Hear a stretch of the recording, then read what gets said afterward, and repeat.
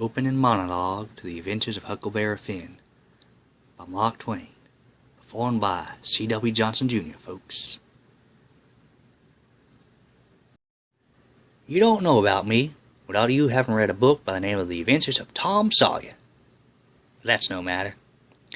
That book was made by Mr. Mark Twain, and he told the truth, mainly. There were a few things he stretched, but mainly he told the truth. That is nothing. I never seen anybody but lied one time or another, without it was Aunt Polly or the widow or maybe Mary. Aunt Polly, Tom's Aunt Polly that is, Mary and the widow Douglas are all told about in that book, which is mostly a true book, with some stretches, like I said before. Now the way that book winds up is this. Tom and me found the money of the robbers in the cave, and it made us rich. $6,000 apiece, all gold. It was an awful sight of money when it was all piled up. Well, Judge Thatcher took it and he put it out at interest, and it fetched us $1 a day apiece all year round. More than a body could tell what to do with.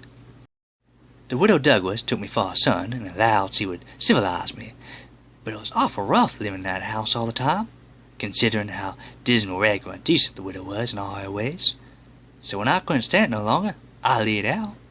I got into my old rags and shook a hogsheads again, and I was free and satisfied. But Tom Sawyer, he hunted me up and said he was going to start a band of robbers, and I might join in if I'd go back to the widow and be respectable. So I went back. The widow, she cried over me and called me a poor lost lamb. She called me a lot of her names too, but she didn't mean no harm by it.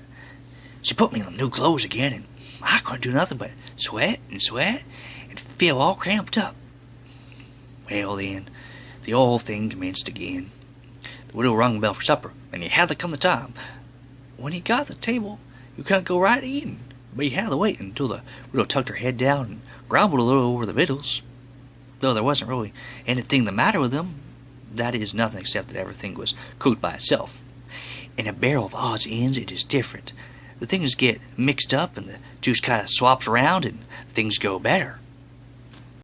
After supper, she got a book down and learned me about Moses and the bulrushes, and I was in a sweat to find out all about him. But by and by she let out that Moses had been dead a considerable long time, so then I don't care no more about him, because I don't take no stock in dead people.